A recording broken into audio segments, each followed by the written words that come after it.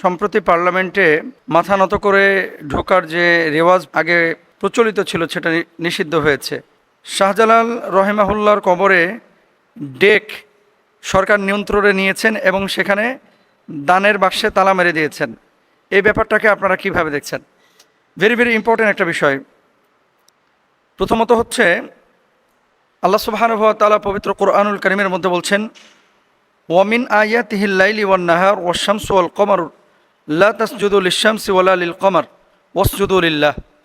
দেখেন, মূল যে পয়েন্টটা, এই কপালটা বানিয়েছেন আল্লাহ সুবহানাহু ওয়া তাআলা, মাথা বানিয়েছেন আল্লাহ সুবহানাহু ওয়া তাআলা। সুতরাং সিজদা যদি দিতে হয়, মাথা যদি ঝুঁকাতে হয়, একমাত্র আল্লাহর জন্যই আমরা মাথা ঝুঁকাবো। এখন পার্লামেন্ট নাকি সরকারের উচ্চতর বা ঊর্ধ্বতন কোনো কর্মকর্তার সামনে আপনি দাঁড়াচ্ছেন?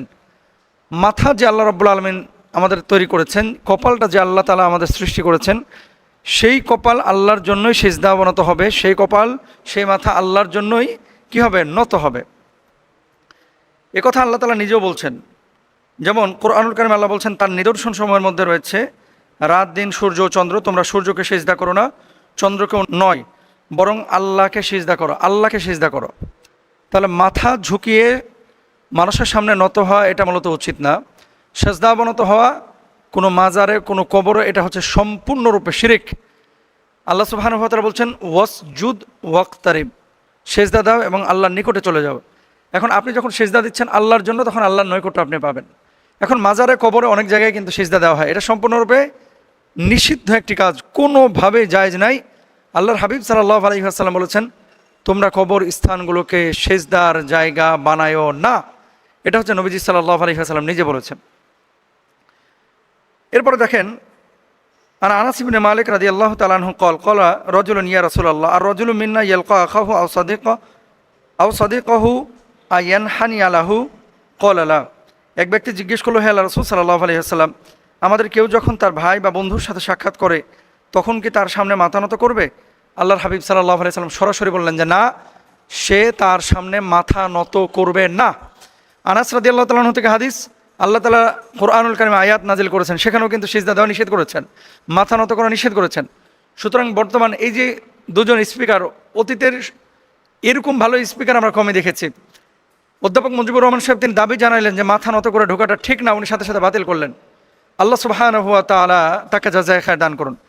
এবার আসেন যে ডেকে যে তালা মারা হয়েছে, সরওয়ার সাহেব প্রশাসক সিলেটের, ওনার মতো বাংলাদেশে যদি প্রত্যেকটা প্রশাসক এবং প্রশাসনিক লোকজন থাকতো, তাহলে বাংলাদেশের চিত্রটা পরিবর্তন হয়ে যেত। মাজারে লাখ লাখ কোটি কোটি টাকা উঠে বিভিন্ন মাজারে, বড় মাজারগুলোতে। আল্লাহর বলি, এটা তো সারা বাংলাদেশের মানুষের, সারা পৃথিবীর মানুষের।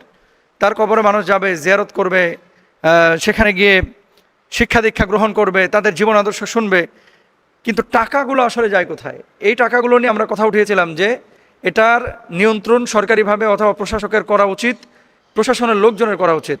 বারবার যখন এভাবে মানুষের সাথে প্রতারণা হয়েছে, যেগুলোর কোনো হিসাব নাই, তদারকি নাই। দেখেন, আল্লাহ তাআলা সহযোগিতা করতে বলেছেন, দান করতে বলেছেন জীবিত মানুষকে। কবরের মৃত ব্যক্তি বা আল্লাহর ওলি, তিনি তো আর এই টাকা খান না, তিনি তো আর এই টাকা দিয়ে কিছু করেন না। এই টাকাটা যায় কোথায়? আপনি বলবেন লিল্লা বোর্ডিংয়ে যায়। এই টাকা যায় কোথায়? বলবেন যে মাজারের খাদেমরা নেয় লক্ষ লক্ষ টাকা, এবং সরকার থেকেও বলা হচ্ছে, প্রশাসনের লোকজন, যেগুলোর কোনো হদিস নাই, এগুলোর কোনো হিসাব নাই। সুতরাং আমরা গভর্নমেন্টের কাছে, সরকারের কাছে অনুরোধ করবো এবং আপনাদের কাছেও বলবো যে মাজারে, কবরস্থানে টাকা পয়সা না দিয়ে গরিব অসহায় দুস্থ মানুষকে টাকা পয়সা দেন, আল্লাহ তাআলা আপনাদেরকে জাযায়ে খায়র দিবেন।